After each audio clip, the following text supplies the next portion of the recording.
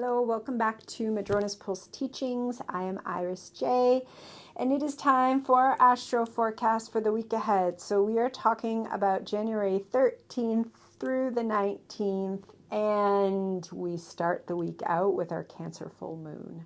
So we come into this week with a Cancer full moon. That is very significant. That is not necessarily okay, it's Monday, gung-ho, we're heading into everything we're going to accomplish this week because we already have an idea. This is, how do I feel today? And I am going to move with how I feel. And to be honest, this is the energy for the whole week because basically this week is building into some cosmic conversations that are coming out of the full moon. Okay, so those being that the sun is going to keep moving ahead, approaching the end of Capricorn season. January 20th, we're going to have our Aquarius season be upon us. And as that happens, the sun, when it enters Aquarius, is going to conjunct Pluto. And before that, it is going to be in an opposition with Mars retrograde. Okay, so that's one of the things that's happening this week. Also this week, Venus is moving towards her conjunction with Saturn in Pisces. And these are all energies that are present during the full moon that we start the week out with, and then it's building. Okay, so really tuning in to how Monday goes for you, how the full moon goes for you, and then knowing that this energy is going to be building and we're going to just keep moving with it. So let's just recap a little bit about this full moon, because there's a lot with this full moon. We have the moon at 24 degrees of Cancer. We have our sun at 24 degrees of Capricorn, and we have the moon conjunct Mars retrograde, who is at 27 degrees of Cancer. So that Mars retrograde is also in a trine with Neptune, who is in Pisces at 27 degrees. So they're in an exact trine for this full moon. And of course, the nodes just had their shift 2 days before this full moon. So that north node has moved into Pisces, the south node into Virgo. So that north node is conjunct Neptune, who are talking to Mars retrograde and this full moon. So there's a lot of energy. There is a lot of water energy for this full moon. So we really want to listen to what is guiding us. We want to listen to our emotions. We want to slow down. That slowing down is really important for this full moon in this week. Firstly, because this is water energy. And when we have a lot of water energy, we need to slow down so that we can be aware of what's moving within us. Because the water energy is moving in our psyche, especially Cancer. And Cancer, that is literally our sense of self. And so we might be having a lot of those shifting, ebbing and flowing of our emotions and our emotional knowledge. Cancer understands the world through emotions. This is where the Cancerian experience is quite marginalized from kind of the dominant ways of making meaning and projecting identity out into the world. It is not ruled by the water energy. So allowing ourselves to slow down firstly allows us to be more aware of what we need. A Cancer full moon wants us to be aware of what we need, what is nurturing to us. And also, because this full moon and that Mars retrograde are talking to Neptune, there might be some pretty big insights that can come through this week, this full moon. They're going to come through in watery ways. That is not through just having perfect, clear, explicit understanding of our path and where we're going. That is through symbol and dream and intuition and this feeling like I know that something's unfolding and I might not totally understand it. And I trust that. I trust the not knowing. I trust the not completely understanding, because that is the domain of a Neptune approaching the final degrees of Pisces, conjunct the north node, trine a Mars retrograde, conjunct a Cancer full moon. Okay, this is not about control and understanding. This is about trust. It is about self-care. It is about self-love. It is about, accessing through self-love through really just what is nurturing in this moment. Maybe I need to see my friend, or maybe I need to have a tea, or maybe I need to watch this episode of this Netflix series that I'm, whatever it is, right? Maybe I need to get lost in the creative process. Maybe I need to have a song on repeat. I feel for myself a song on repeat coming, right? It's just whatever is nurturing us. We really want to be with that for this full moon.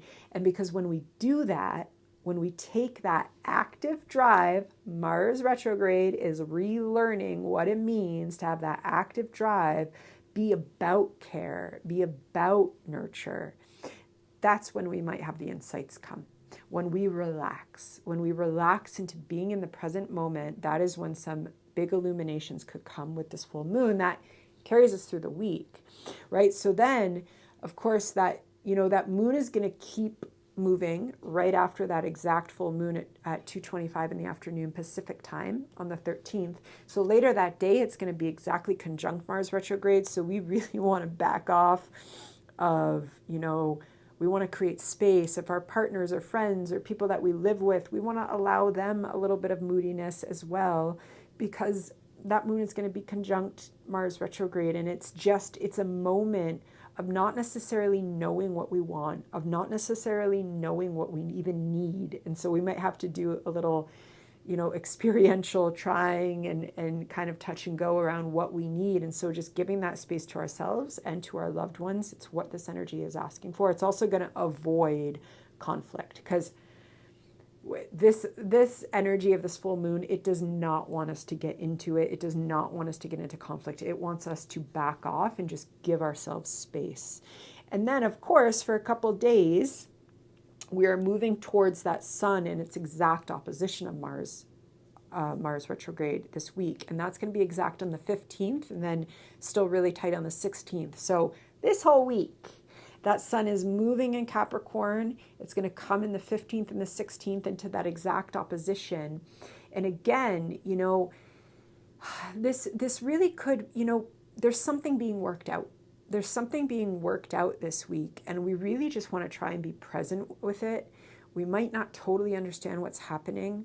That sun does want to move forward. It's moving towards the end of its Capricorn season, but it's coming into an opposition with a Mars retrograde that is trining Neptune. Okay, so as that happens, there is this opportunity to slow down, slow the goat from whatever it thinks it needs to be doing, so that it can get that Neptunian divine inspiration coming through. And that very well might be about our path. It might be about self-care on our path. It might be about the nurturing that we need right now. And we are all through February on these journeys of really relearning about nurturing, and that is heightened during the week of this Cancer full moon. Okay, and then that sun's going to keep moving, and it's going to approach the end of Capricorn, which means it's coming into its conjunction with Pluto, and that is next week. But knowing that that's a shedding. Okay, so we're really coming into this kind of, release and shedding. But the release and the shedding, that process goes more smoothly when we allow it, when we don't fight it, when we don't resist it. If we keep coming up against that energy, it's like things are going wrong or wires are getting crossed, that usually means we're resisting something. And so that's usually a sign to kind of back up, create the spaciousness to get back in touch with our emotions and our needs. That Mars retrograde is asking us to do this all month and next month, so that we can kind of say, oh, I actually don't need to do that. I need to do this. Or, oh, we just need to go have a tea and stop talking about this, however it's showing up in our life. Okay. And that sun is moving to Pluto, which is moving towards a shedding and a transformation. So that's also big energy. Okay. And at the same time, our Venus is moving into her conjunction with Saturn. So Venus in Pisces is such gorgeous energy. It is, it is such divine feminine creativity. It is spirituality. It is really quite gorgeous. And she's coming into conjunction with Saturn. So this really could be a shedding. Okay. This is part of their cycle. And there could be a completion of sorts, you know, and that of course is going to have to do with what we have going on in our, where Pisces is in our chart, where we've got 14, 15 degrees of Pisces in our chart. And so there could be something though where we get a message about something that's ending, or about, you know, and maybe it is something that's ending in this life, or it's just that message and we know that we're on a path towards an ending. And it most likely has to do with our values, with embodying our values that link us up to our spiritual path. That Saturn in Pisces has been clearing stuff out. It is moving direct now. And Venus comes and it conjuncts it, and there is something that could be closing, that could be shedding. And the fact that that's happening as the sun is moving towards its conjunction with Pluto, those are some big poignant sheddings, okay? So they could be coming up this week. And they're also coming out of a Cancer full moon, a full moon that wants us to cocoon up in self-love a little bit, that wants us to cocoon up literally, potentially with the goddess. And I don't know about you, but I don't mind being cocooned up with the goddess.